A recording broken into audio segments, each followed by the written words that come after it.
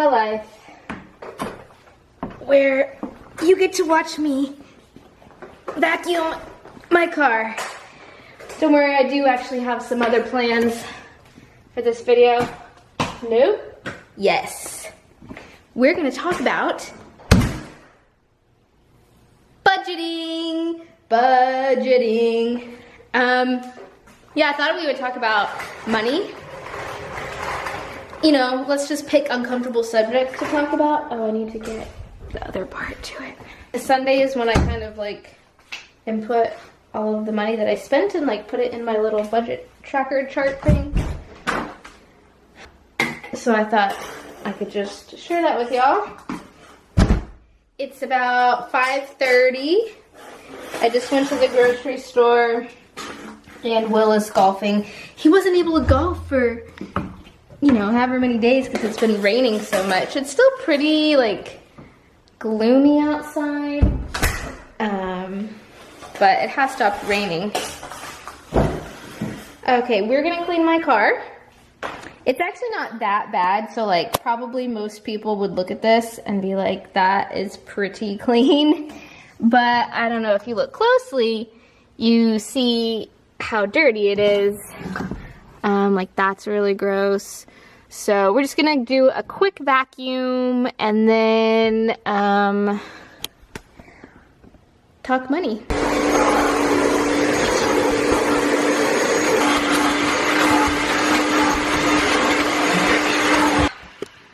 So two things real quick.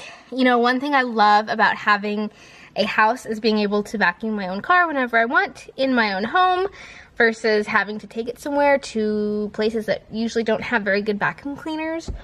The second thing is I absolutely hate that you can never get into these tiny cracks. Well, I just don't have the piece. You just can never get, let's see if we slide it back more. Oh gosh, look at that.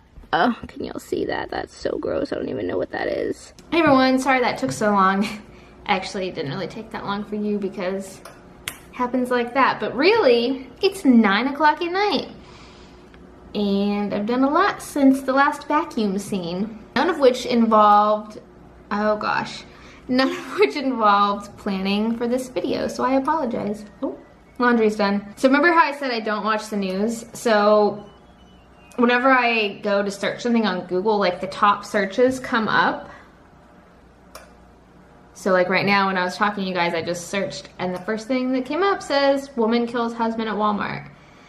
So sometimes when it's that strong of a title, you can't help but click on it. Oh boy. How much money 30-year-old have saved? Oh geez, here we go. This video is either gonna make you feel really good about yourself or really bad about yourself if we're in the similar age group as me. If you earn, this is the first thing that came up, if you earn $50,000 a year, aim to have $50,000 in savings by the time you hit 30. Well, Definitely don't have that. we don't have that together.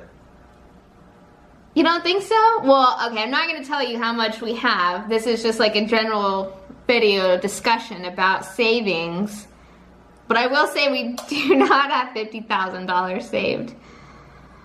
So that was the first thing that came up. Let's see. Let's see what nerdwallet.org says. Popular benchmarks will tell you to have the equivalent of your annual salary banked by age 30. Well, So what I need to do is quit this job and get like a really low paying job. And then it'll be true, right? You gotta be thinking. Blah, blah, blah. When looking at retirement savings advice, it's important to remember two things.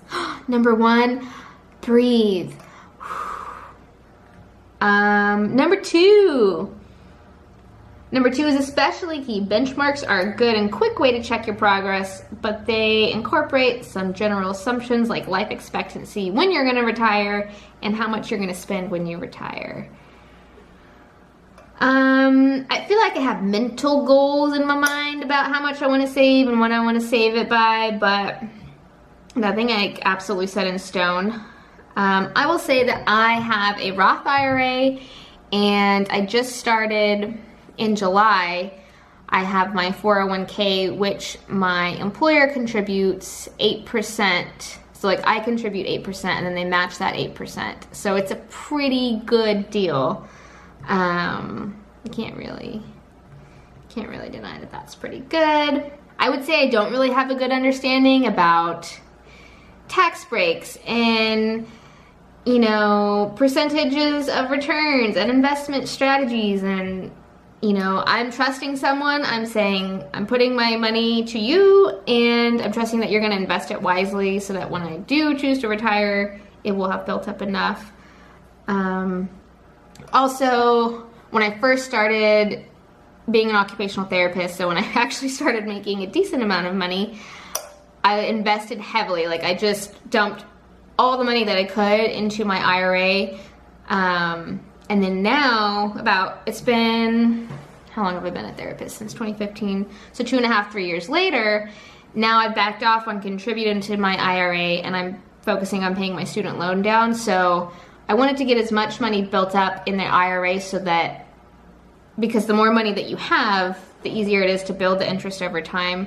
So that's what I chose to do. I don't know if that's good or not. It's probably a bad idea because then the interest built up on my student loan. I mean, I was still making payments, but not putting any more than I had to. My recommendations are to get a 401k if your employer has it. I mean, it's just the general recommendations that everyone makes. And then I would definitely do the Roth IRA, because when you take it out, you don't have to pay taxes. So you've already paid taxes before you put it into the IRA, or the traditional IRA where you pay taxes when you take it out when you retire. And that is all I know about retiring. Do you have any retirement advice, Will? I do. Is it related to cryptocurrency? Buy the dip. He says buy the dip. We have also invested into cryptocurrencies. I won't go into too much detail, but I will say that it helped us put the down payment on this house that we live in, and we probably wouldn't be here without that. I'm not gonna make recommendations or not whether you wanna do cryptocurrencies like Bitcoin or Litecoin or all the other coins. But also, if you're really young and you're watching this video, I don't care if you have $5, I don't care if you have $10. Put it in the bank and leave it there, because I didn't do that. And shoulda, woulda, coulda, you know? Live with your parents. Live in the basement, you know? There's no shame in that. When you're 45 and you're a millionaire, no one's gonna laugh at you then. Let's see if anything else comes up.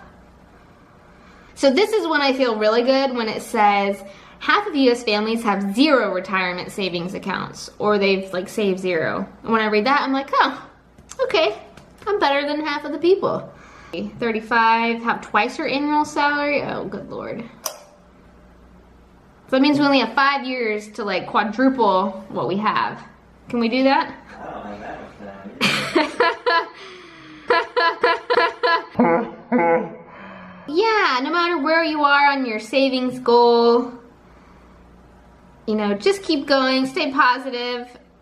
It's one of those things where you have to be really focused, and I'm not really focused on it. There's some people that check every single day and they're like very organized about it. I'm pretty lax. I have things like automatically withdrawn, so that in terms of like savings. Okay, hold on. Last recommendation.